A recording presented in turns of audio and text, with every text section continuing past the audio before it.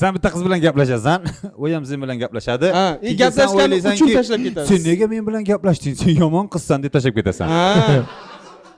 Men bitta narsani aytib ketay shu o'rinda Islomjon. Ha. Shu o'rinda bitta narsani aytib ketay. Mana shu bo'ydoq yigitlarga, uylanish yoshiga kelganlarga bitta narsani aytib ketay. O'tib ketganlarga ham aytavering.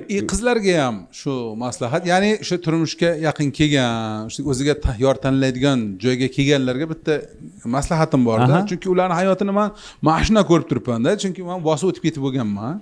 Shuning uchun haqqim bor maslahat berishga.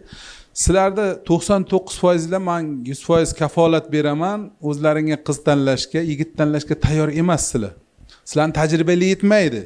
Siz yigit sifatida sizni ko'zingiz qizni yuzini ko'radi, oyog'ini ko'rish mumkin, qomatini ko'rish mumkin-da. Shu yerda agar sizlar ko'proq yutgan bo'lardinglar, xolalar, ammalar, onangiz tanlagan qiz bilan jiddiyroq gaplashib ko'rishga. Ular nimani?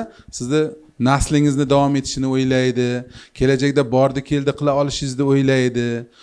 Ular sizdan o'zini yuqoriga olmaydimi, o'sha tomonlarni o'ylaydi. Teng-tengi bilan degan gap bor-ku, o'sha tomonlarni o'ylab tanlashadi-da. Shuning uchun ko'proq o'zingizdan ko'ra ularni tanlagani sizga foydaliroq bo'ladi.